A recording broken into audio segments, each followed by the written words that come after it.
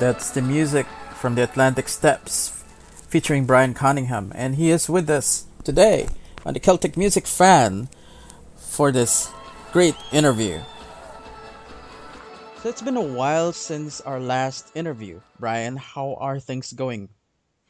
Things are going good. It's been a long time since our last interview, and since I've been talking to you last, a lot of great things has happened, and I got involved with a new career almost, or an added-on career in the line of booking and promoting a band from Nashville, Tennessee, Max T. Barnes and Craig Curtis. They're a country music act and a very renowned man Max T. Barnes is. He has wrote the songs Love Me for Colin Ray. He's been on stage with George Jones and the Grand Ole Opry and many more. So I got hooked up with these guys and I'm just after booking them an Irish tour. And we're getting Atlantic Steps on the road and I'm setting up classes and life is going very fast. That's great to hear. And I'll be asking you about Max T. Barnes in a while. But first of all, talking about Atlantic Steps, what can we expect from the group this year? This year, we're just going into rehearsals now in, I think it's 2 weeks' time. We meet up in Boston and we rehearse dances and we're making changes to the show to make it, to spice it up and make it more exciting and livelier and more rhythm and different routines. So we have big rehearsals coming up in 2 weeks.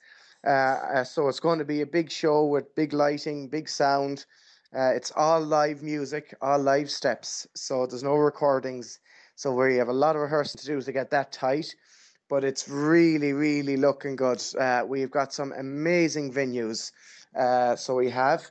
And they're all very big venues. We're in Wisconsin. We're in Texas. We're in, oh my God, we're all over the place. We're in LA. And it's looking to be a massive, massive tour because after last year, the response and the feedback we got was amazing from promoters to the crowd to the audience to everything and to TV. So this year we're just even more excited because it's going to be a better show because every year we do it, it's getting better and it's getting bigger. So um, we have that on the road. We're under pressure. We have a lot of work on to get the show ready, to get the cast together, to get the crew together, the sound and lighting. But it's always exciting. If it's easy, it's not going to be. There's something wrong if it's easy. Things has to be hard if they're going to be successful, I'm sure. So it's looking that way. So we're going to fly this year. I'm hoping. Congratulations, Brian. It looks like you have a very positive response with the shanos dancing. And talking about the tour with Max T. Barnes that you're producing right now, can you tell us about it? Like, doing that kind of creative work as opposed to the usual thing that you're doing, which is on the performing. Yeah, it's very interesting. I got hooked up with these guys, and Paul Hollowell is also booking the tour with me. He's piano player for Dolly Parton for years and years. So we're working side by side in booking this tour, and we're getting them in touring them in America. A lot of stuff is happening. So how it's very interesting. Before Atlantic Steps turned into Atlantic Steps, it started off as the Cunningham Sound, which my family was the Cunningham family, and it was a family show. So we went with the Cunningham Sound, and it went from there to Fuam Connemara.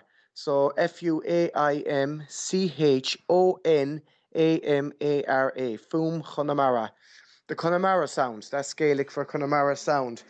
Uh, and we toured Ireland and we done parts of Europe, and it was just a big hit. So then it turned into Atlantic Steps, which isn't a family show anymore, but we've built a group around it. So I used to manage and produce and choreograph the Irish version, the Irish show that we started off with, alongside my family. So we used to book venues, and I've always been involved in that. And when we came to America with Atlantic Steps, it got bigger. We got agents and we got manager and we got a big team around it. So I don't have to do as much work because there's a team, a bigger team involved. But I was always involved in that in the organising scene and putting things together and choreographing. So I guess with Max T Barnes, I knew all the venues and I know all the places, and I had a good idea on how to do it. So I just started out helping Max T Barnes and Craig Curtis to get into Ireland and to break them in there and different parts of Europe. All of a sudden, then things just started to fly, and venues and calls started coming in, and it's taken off. So between dancing and organising Atlantic Steps and classes, this is a new thing on my to do list is the booking agents. So I'm really enjoying that, and it's I enjoy talking with people. I like personalities, different people. I like telling people stories. So I guess that's half the battle really for selling a band. And the band I'm selling, Max T Barnes and Craig Curtis, they're kind of legends. So it's not a hard sell anyways. It's just to get the organising done. So it's a new adventure. Exactly. Sounds like it. And you are also doing the Sienna's dance lessons in Milwaukee. How's it going right now? Well, they actually haven't started yet. We've been the last few weeks promoting them and getting the word out, but they will be starting on the 20th of January, and I'll be doing it on Monday nights. I'll be doing a beginners class, and I'll be doing an advanced class from 7 to 9. So, uh, it's through the Irish Fest. There's a big Irish festival there, Milwaukee Irish Festival.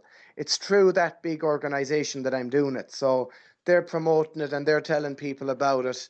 And it's very interesting because I came over here 3 years ago to the USA and nobody knew what Chanos was, and I had a hard time telling people about this, you know. they're like, what are you talking about? Are you crazy? And now it's like, now it's everywhere, you know? No, it's everywhere, and there's a lot of different people doing it. Also, it's not just me, but in general, it's amazing. And I always say, and I've said it before, and I'll say it again. It's an art form, shanos dancing, but it's unique and it's ancient. It's the oldest style of dance that ever came out of Ireland. So I really push to mind that tradition. It's too easy run away with the tradition. It's too easy turn it into a business, which I do. But you just have to find a level. Like this is my full time thing. This is what I do. I book, I tour, I dance. But it was never a job for me. I never knew what money was when it came to dancing. Until I was out of school, and then I realized, if I'm doing this, I need to start charging more money. I need to cover my costs, and that's all it ever was. So it's a passionate thing. It's something that's inside you. And I think it's so important, especially as I get older. I'm 28 now, and I'm looking at it differently now. I just want to tell the story. I don't want to go in and teach loads of steps and say, "There you go. I hope you had a good time." I want to tell them the story. I want them to experience what came from shanos dancing, what was around shanos dancing. There was people who had no money, who lived on islands and lived off the land, and they had no heating in their house. They had no electricity, but yet they always made time to play some Irish music, sing some songs, and do shanos dancing. So when I'm teaching anymore, I've slowed down and just given them steps. I want them to get the story because that's what shanos is, and there's no point teaching loads of steps and getting all excited about it. It's the most important thing is that they understand what this is. It's unique, and this it's kept people alive back then. It was their lifeline, and it's also a bilingual language. Is that the right word? Yes, I think so. Like, yeah, or I'm trying to think of the word. It's not. It's in other words, music, song, and dance is a universal language. That's the word I'm looking for. They're related to each other and they tell a story about Yes, life. Yeah, yes, and it's feeling. It's feeling like it's feeling. everyone, and Hmm. we're all one. We're all one, and it just shows. There's people from different countries. I'm from Ireland, and I'm in the USA, and so on. And it just brings people together, and that's what brought people together when the Irish came to the USA many years ago in famine times and recessionary times. They came to the USA, Ellis Island, all this, and you can talk about the way the Irish work so hard and they built loads of Irish bars, loads of buildings, loads of bridges. Uh, but the most important thing to remember is the tradition, because the last thing that would happen before they would leave the island is they'd have a session of music, they'd have a song, and they'd have a few drinks and a dance. And that's what kept them all together. That's why Ireland, for such a small island, is so popular all around the world. It's because of the people, but it's because of the tradition, number one. Yes, I agree with that also. And being a dancer, Brian, how do you maintain your agility on the, uh, making sure that you're in a top form before any performance? Well, I guess sometimes I get a lot of time off in between shows. I might have a few weeks off, or I might be at something different. So I suppose I try to eat healthy. I go to the gym, and I work out a little bit. But I suppose when I'm touring a lot, I don't have to work out too much, because when you're dancing, it's a workout anyways. It keeps you fit. You just have to do a few stretches. So I'm not a health freak. I'm not. I'm not. I don't go over the top. I enjoy my few beers, and I don't always eat healthy, but I do mind myself. I'm building up to a tour. I'll always get fit beforehand. Okay. And in your own words, what's great about Sianos dancing, and why should people come and see or even learn the art? Well, everyone has interest in Ireland. Most people has a link in Ireland, whether it's family, whether it's going back 100, 200 years in relations, in history. Everyone has something to do with Ireland. And Shanos dancing originated in Connemara. It's the oldest dance form. But apart from all that, one of the main reasons I would ever say to anyone to have something to do with Shanos is because I know, for me, I'll give you an example. I could have a very bad day. I could be very stressed out. It could be about business. It could be about everyday life. As soon as I dance, I'm in a different world. As I always say, when I dance, I'm in heaven and I feel invincible. And it's amazing the way the amount of people I know, and good people, nice people, and the amount of things I've learned and experiences I've had. It's all because of Shanos dancing. I could go on all day telling you about all the good things it will do for you, but it's up to people to realize that and go and see it and be a part of it, because it's a very unique and special thing.